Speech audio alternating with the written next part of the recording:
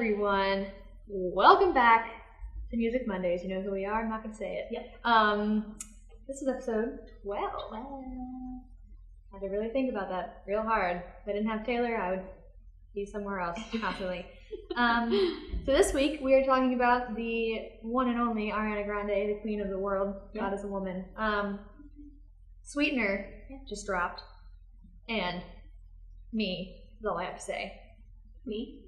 Yeah. Yeah. Hurts, but in the best way. It's really so good. Really, it's so... Here's my hot take.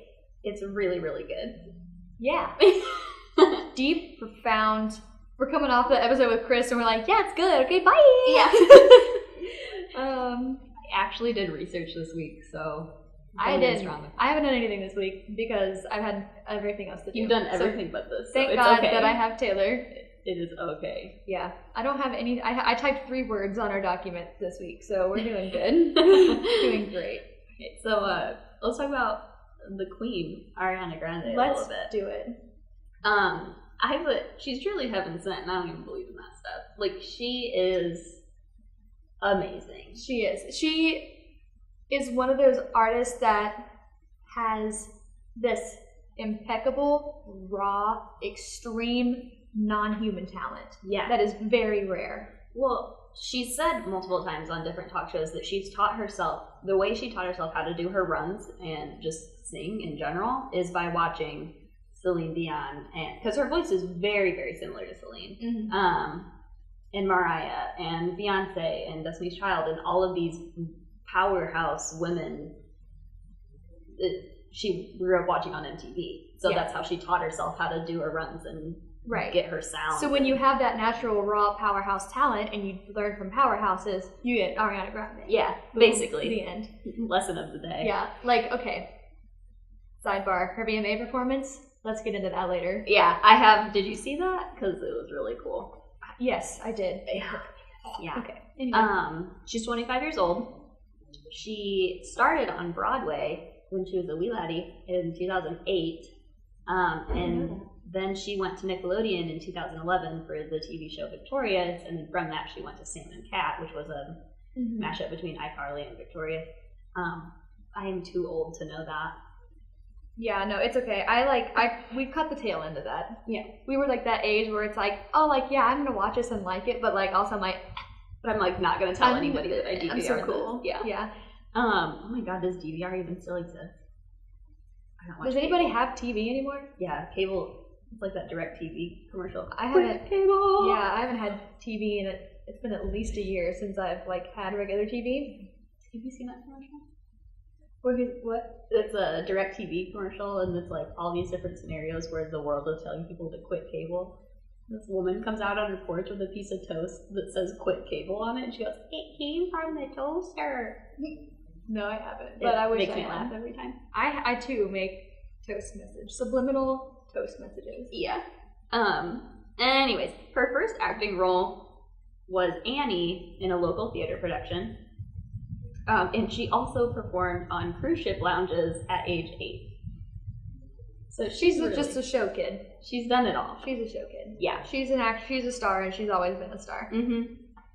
Her first studio album was Yours Truly, and that was released in 2013. And it was a bop. Yeah. Also, sorry for that noise that just happened. I don't know if you can hear it or not. Did you hear like rumbling?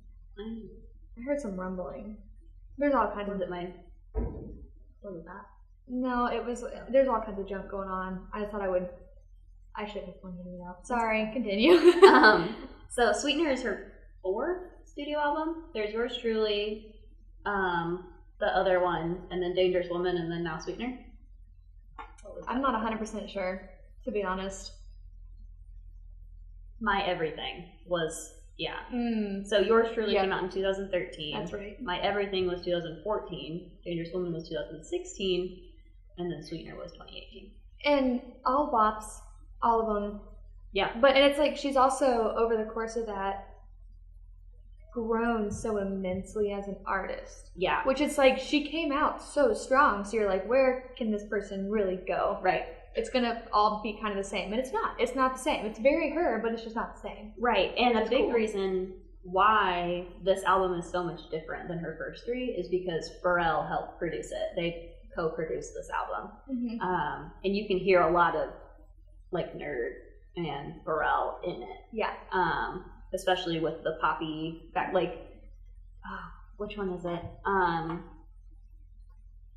Obviously Blaze, because that one, but also Sweetener, I think, has a really kind of sounds like Lemon, that Rihanna and Nerd song. It kind of sounds like that with the beat and everything. Yeah, it's very. So you can tell that Pharrell had his hands on this album. Yeah, which is really cool. He's a amazing producer and artist as a whole. I like that in this album she still could show off what her voice can do. Yeah, a lot, but it wasn't just a bunch of runs and a bunch of ballads. It wasn't just her sitting in the studio like just for the whole album. Yeah, that too. But no, I mean, like, it comes right off the bat with Raindrops, which is just like, but it's not even like she's like the whole time in that either. She just like sings. And the thing that's so beyond me is like, obviously I am not Ariana Grande. I am not, but like I like took voice lessons and did all that kind of stuff, and like the one thing that like always gets me about her, the first thing they told me in voice lessons, they were like, oh, you're lifting your chin and sticking your chin out, don't do that, it's not good. And that's how she sings. And I'm like, how do you do that? Yeah, because like, you know, I've had a lot of problem with straining my voice and all that kind of stuff, so it's like when I figured out that you can't like go like this, I was like, oh, that helps a lot. So I'm like, and then she does it. And then she just does it and still is like, I mean, you have these big celebrities that are like really classically trained and they still cannot sing like her. And I'm just like, good God, woman. Amazing. God is a woman. I'm ready for her to put out an opera album, TBH. Oh, I can listen to that all day long. Yes. I'd like to see her in current Broadway, in her current stage of life. Yeah. That would be incredible. Yeah, this album kind of blew me away a little bit, which is funny because most people just see it as another pop album that's going to be on the radio. Like, half of these songs are going to be on the radio forever and then we're all going to get tired of them, but it deserves that kind of publicity and being shown off. Yeah, this thing exploded right out the gates. Oh, yeah. Exploded. Like Raindrops already has almost 8 million plays. It's ridiculous how fast. Probably about 4 million of them are from me because I just listened to that on a loop. I was in the shower last night and I was like, she cried, and I was trying really hard. It wasn't working, but I tried. I went for it. You know, that's all I can ask for. That last belt that she does, every single speaker I've ever listened to it on, my car, my headphones, my computer, everything cracks because she goes so hard. Yeah. On that note. She's nuts. It is amazing. What's your favorite? Okay, I would probably have to say that my favorite is Good Night and Go because I am a huge Imogen Heap fan. Huge. But I also really love Breathin'. That's coming in. The reason I love Good Night and Go is because the original Good Night and Go, like, she pays a beautiful tribute to it, and she does it so cool. That weird way that they both can. Do you know what I'm talking about by doing this? The gloves that they have, their little glove things, or are you talking about their vocal? Their voice. Yeah. Oh yeah, they do weird stuff. But have you ever seen Imogen Heap with her? I think they're called Mimu gloves. Have you ever seen that? She has gloves that she invented. Have you heard the song Hide and Seek? Probably. It's What You Say. Yes, that's her song. She performs the song, and her hands are her soundboard, her loop pedal, her everything, and she manipulates her voice with her hand movements. And Ariana Grande did that in a show. She performed Hide and Seek, and it's amazing because she will swipe her voice and it's unreal. That seems really it's crazy. And Imogen Heap invented those. Yeah, watch her. She did a TED Talk. Watch her TED Talk. Okay. Yeah, that's a sidebar, but no, that's fine. That's why I said something about because you were moving your hand. I'm like, oh yeah, do the thing with the hand. No, that weird. It's like in the middle of the song. it's definitely an Imogen thing where they move their voice in a way that's almost uncomfortable. But which is like, my daddy'll be so cute. Like they do like that crazy like stuff. Yeah. Yeah. It's like they just like flick it. Mm-hmm. They have so much control. It's unreal. Yeah. Like, okay. I couldn't choose a favorite. I said my favorites are REM, or Successful, or Raindrops, or Pete Davidson. I can't decide. So we'll see which one I choose for the Friday Faves playlist because or just go all Ariana. Just do it. Oh, I should because she's got 4 albums. I should. I might. You never know what's gonna happen. But God, they're all so good. REM, I literally woke up with that song in my head the other day, so I was like, "It's a sign." And then Successful. If one of my friends is ever having a double moment, I'm just gonna be like, "Girl, you're so young and beautiful and successful." There you go. Yeah. Raindrops. Bye. And then Pete Davidson's just a really cute little fun song. They're cute. I'm happy for them. Yeah. Everyone's like, ugh. Okay, I was also kind of mad because like they posted that picture and like he didn't look well, and I like read the replies and they're like, oh, he's back on drugs. Oh, she left Mac because he was not sober, and it's like he's ill. Yeah. He has a condition. Yeah. He's probably sick. Yeah. Relax. Leave that boy alone. Don't assume people's lives. Yeah. Don't. Plus, this is like a really stressful time in both of their lives, so like. Yeah. If people have shit, it's none of your business. You know, just leave them alone. Just leave them alone. That's my thing. Yeah. I took that in a weird direction. Sorry, but like, no, I just wanted to say that. I agree. I have a lot of stuff on here about what I like. Do you want to spout what you like first? Yes, I will talk about what I like because I didn't write anything down, and I probably will sound very scattered. I actually kind of had a hard time in the beginning because the poppier, more rap style is not really my favorite thing in the world. Right. And some of those things where she's like, get it. I'm just like, I just don't like that. Mm-hmm. But like, I really appreciate what she's doing because this whole album is so masterful. And it's just like, she does a really good job at, this is a long way of me saying she's got something on here for everybody to like. Yes. You know? And like, I am just I just love Imogen Heap so much. And I have known for a long time that Ariana Grande pulls a lot of influence from her, and I've known that she is a big fan and like idolizes her as well. Mm-hmm. And I don't want to focus on that one song, but I literally lost my shit. I was like, I cannot believe that this exists here. Yeah. And like, and like focusing on one little chord at the very end, she's like, good night. Like, she goes really high out there, and I'm not going to sing for you right now because, one, it's terrible, two, it's terrible. She just hits this little chord at the end, and it's just like, literally, like I want to cry right now because it's so good. It just, like, she just does everything so right. And, like, you know, her single, like, God is a Woman, No Tears Left to Cry are just so powerful, and I just feel like a woman when I listen to this album. No, yeah. And it's just, like... And I was listening to Successful, and I was just like, you brag about it because you are successful. She's wildly successful. And you deserve to know that, and you deserve to talk about it because you deserve it. Like, yeah. Because, like, normally, talking about, like if I, the songwriter, would never write about how successful I am. But then again, I'm like, that's stupid. You should. Yeah. You should talk about it because you are, and you're allowed to know that you're successful. Yeah. That's a stupid, weird mental block that I have personally. So it's like, it's put on every woman. Don't talk about how successful you are because men are supposed to be the successful one. Right. It's like, no, talk about it. Yeah. Yes, you are successful. Yeah. You are like one of the biggest pop stars of all time. Talk about it. Yeah. You're loud.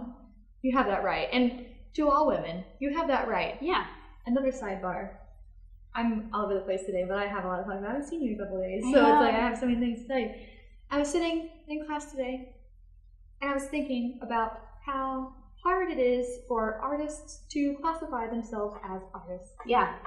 And that's the thing that I have to get over. I've never seen myself as an artist. And I'm like, you are. This is your career. You're studying this. This is art. You're an artist. Internalize that.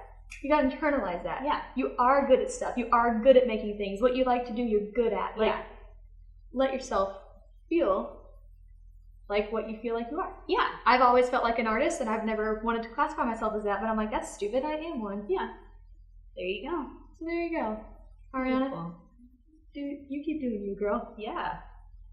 Doing you. Talk about this is my welcome back to Leah's Feminist Corner. Talk about it. Yeah. What if you would have put on chapstick right now? You talk about stuff. Okay. I said sweetener is the definition of a bop, and anyone can fight me about it. Nobody would, though. I don't think they'd all be like, hell yeah. Yeah, duh. Something I wanted to talk to you about was the layering that they did on this album. Mm-hmm. Like, who needs a choir when your voice has so much range that you can just layer yourself on yourself 15 times? Damn. And, like, I love when people, like, I appreciate a good choir, of course. Yeah. But I love when people layer it themselves because it adds this depth, and it's like, it's a lot harder to, it's not easy to make music. No. It's a lot easier to be like, I want a choir, than it is to be like, I'm going to be a choir. Yeah. For my own album, and I'm going to put I'm going to have a full SATV choir in the background, but it's going to be me. That's hard to do. Like, how did she figure out, like, I'm going to hit these notes specifically so that it all meshes well? Like, she didn't miss a freaking note. Mm-hmm. I mean, obviously, she may have, but, like, they produced the album and made it better. But, like, it doesn't. As someone who has tried to layer themselves, it's incredibly, incredibly difficult. Yeah. And hours and hours and hours on one thing. Yeah. So, like, she rocks. Yeah. I mean, they started making this album in 2016. So that shows you how long it took them to make it. Another reason it took them so long is because the Manchester attack, which we can talk about later. But there was not one single note on this album that was overlooked. No. Everything is there for a reason. Even, do you follow her on Instagram? Mm-hmm. Did you see that video that she posted of her in the studio at the end of every time she does that little giggle? It's because Pete was in the studio dancing, being goofy while she was singing this, and she's like, it fits perfect on this song. We're going to put it there. I've ever heard. Yeah. Yeah, that's just, it's so, the attention to detail is, and it's like, and I know that, like, people that produce albums and make albums pay attention to every detail clearly, but this one is so obviously incredible. Just, and it's like, it just, I don't know what really differentiates it from, say, like Panic at the Disco's new album. There's so much to it. There's a lot going on, but like this one just has something that I don't know what it is. Maybe it's because I'm a woman. I don't know, but like because she's a powerful woman who recognizes that she's successful, so she knows that she can push the limits of. It's that thing where you can't push the boundaries unless you know them. Right. She only had 3 features on this album, which is crazy because I feel like a lot of pop albums, like every other song has a feature on it. And the features, other than like, frickin' Missy Elliott's feature was really small. Like Missy Elliott was just like kind of thrown there. She was like, "Hey Missy, you want to be on this?" She's like, "Yeah, girl." Yeah. And then she was on it. Like, I don't know if that made any sense, but the fact that she could do this entire thing as a solo artist and it be so goddamn good just boggles my mind. Yeah. And then, like, going on to her VMA performance, I mean, you look at the layers, like, she didn't try to take on the role of God. She gave it to a Black woman. Yes. Her cast was diverse. Yeah. Like, her dancers were diverse, and it wasn't, and her choreography never overshadowed what was actually going on. And like, she brought her mom and her grandma, and yeah, and she was a part of it, but she wasn't the star of it. They were all the stars of it, which is just like someone that is that huge being like, let's recognize everybody here. Yeah. Not just look at me, look at me, look at me. It's like, that's incredible. Mm-hmm. And it's like, and I just respect her so much more because she's like, she recognizes what she has done herself, but she recognizes how much help she's also gotten. Yeah. And she recognizes that everybody, like, you know, all her dancers all have their own individual, they're all stars too. Mm-hmm. And she recognizes that. And I feel like she'd be the kind of person that's like, every woman is a star. And I want them to know that. I feel like she would be that kind of person that would think that way. Yeah, for sure. Yeah, for sure. Yeah, the VMA performance was really awesome. I've watched it so many times. Like, so I know. good. I woke up this morning and watched it, so that's where I'm at. Yeah, every time I've seen it on Twitter, and every time it comes across, I'm like, 3 minutes, 20 seconds, that's the method. Yeah, I got all the time in the world. It's incredible. Do you care if I go on a Nicki Minaj tangent? Really quick. Go ahead. So I think that The Light Is Coming is a great song. And I love the dynamic that Nicki and Ari have together. Mm-hmm. Like, they've collabed a bazillion times. Mm-hmm. And she's even on Nicki's new album, Queen, that just came out the week before this one. Which, great album. Yes, Nicki's problematic. Yes, she's not for everyone. But the artistry in that album as well, as a female rapper, is incredible. Mm-hmm. Highly recommend that you guys at least give it one listen through. But their voices together work really well. And like, Nicki's not a singer, she's a rapper, but she can still go on riffs with Ari, and it's still really pretty and awesome. So I like them as a duo. Right. I like that they continue to collab. I agree.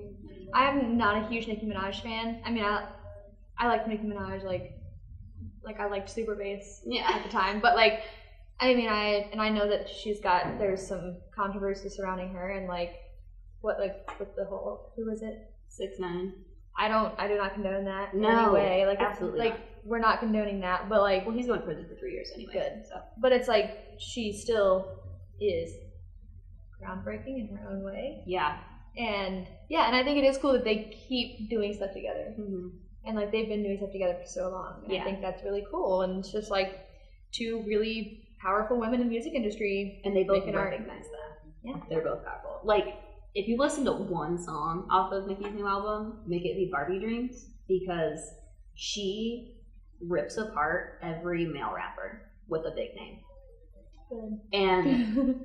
And I watched an interview this morning. Some woman was interviewing 50 Cent. Yeah. And she was like trying to get him to say something negative about that track because she disses him. And he was like, no, like, I think this is really cool that she has a platform and she's successful enough that she can shit on us all she wants. Like, we shit on women all the time in our music. Why can't she do it to us? And the woman was like, I've never thought about it from that perspective before. And I was like, you are a woman in the music. Like, you're interviewing artists all the time. How are you not on her side? Yeah. Well, that's the thing. I mean, sidebar on sexism. Sexism is perpetuated by women because a lot of women don't know what it looks like, because the, like, you know, terminology, the microaggressions, they're so used to it and it's so ingrained in their brains that they don't know how to recognize it, so they don't think anything's going on. Yeah. The end. I don't need to go down that hole because I could talk for days about that. I think I've said that before, but like, I mean, sexism is, you know, largely perpetuated by women who don't know what it looks like. And this would be a good tangent into the Manchester attack as well, I think, because people expected Ari to just shut down and stop doing music altogether. And she instead used this album as an outlet to talk about her anxiety. Like, there's a lot of lyrics in here about her struggles with her anxiety, especially after the Manchester attack. I mean, you really listen to Breathe In? Yeah. Like, just keep breathing. That's how it is for a lot of people. You gotta just be like, oh, well, I'm still breathing. Yeah. So I gotta still go. I watched her interview. She was just on Fallon.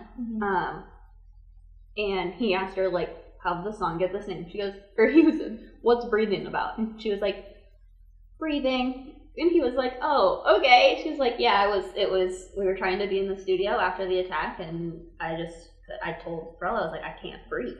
And he was like, just keep breathing. She was like, okay, let's turn that into a song. Yeah. And they did, and it's a beautiful track.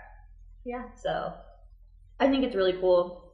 She's really strong for not doing what everyone wanted her to do. Yeah. And that's really cool. Yeah. And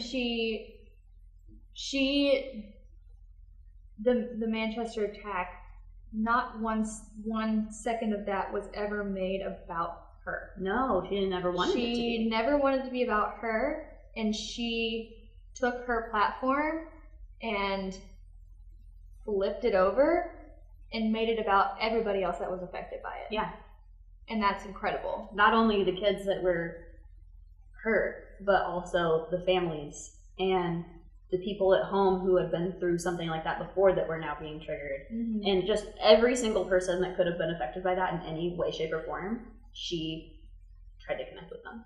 Yeah. Which is wild. And that's amazing. Because, I mean, that's not a normal person thing to do. No. Like, I mean, I could never imagine being in a situation like that.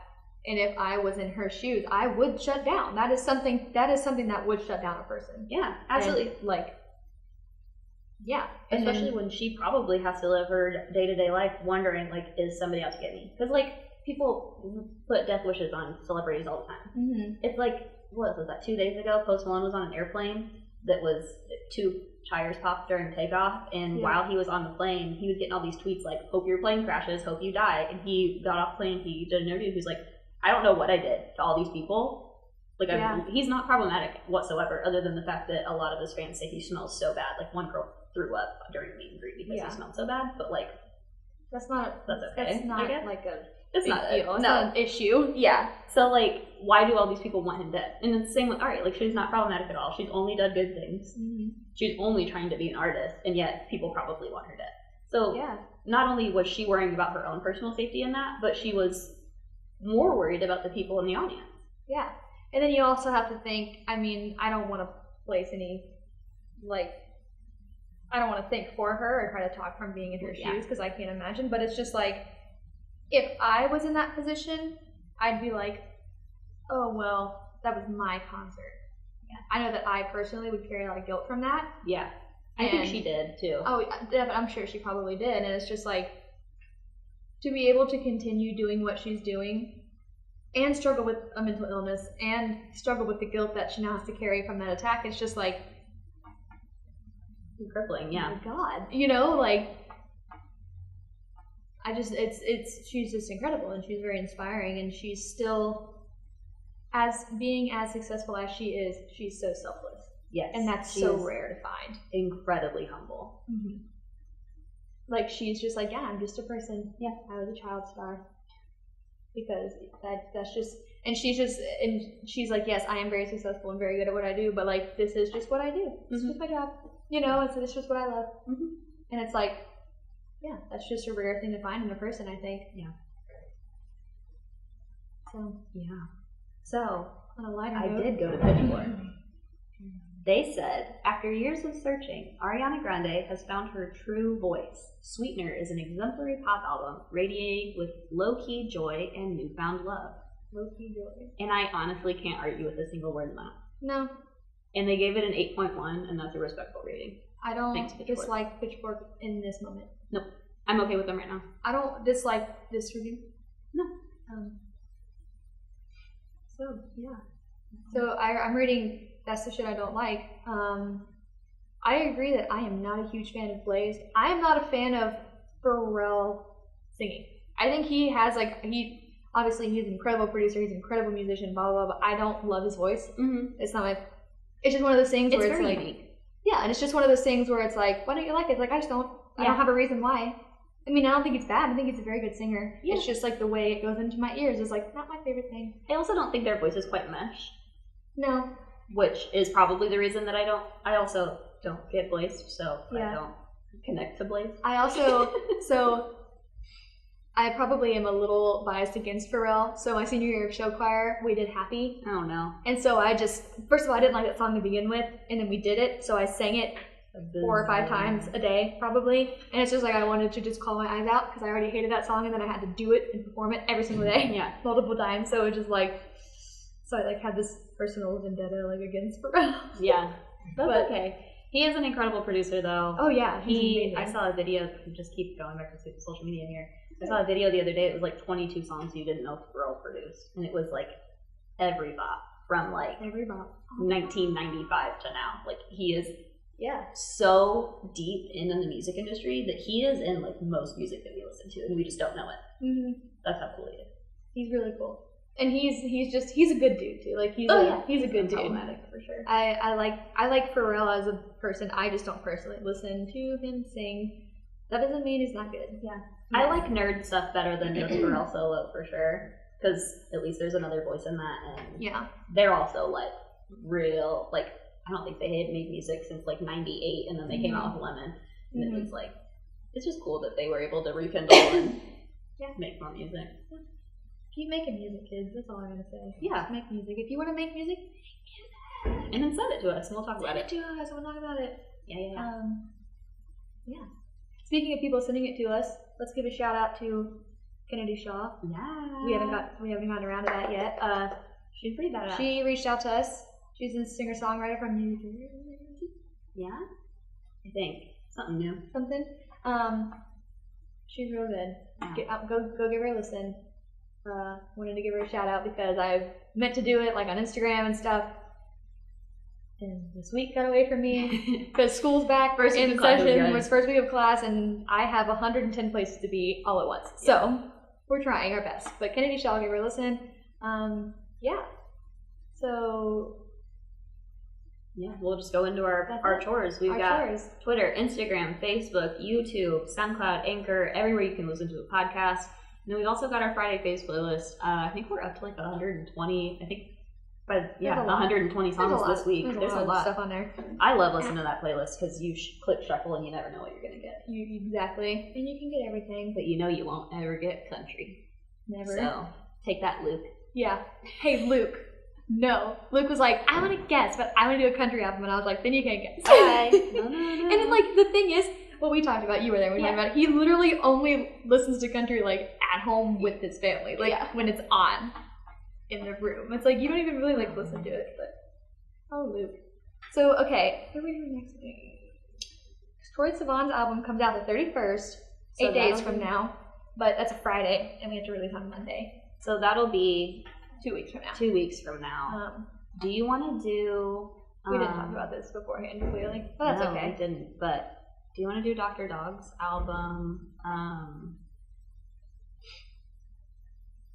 Fate, their 2008 album, Fate. Yeah, let's do it. Okay, and then we'll do Troye Sivan week after. Yeah, we'll give you a little low, not a poppy week. A poppy week. And then we'll bring Troy back because Troy's. So the thing is, like, we would release it next week, but it releases on Friday, and then we'd have to listen to it and have it filmed and edited by Monday morning. That's not possible. Yeah, we can't collect all of our thoughts and enjoy and dissect everything in 2 days. Yes, we know we'll be late, but we'll talk about it on social media and we'll talk about it there. So next week, Dr. Dog. Hey, we'll talk about it. All right, kids. That is all for this week. Have a musical Monday. Indeed. We'll see you next week. We will see you later. Bye.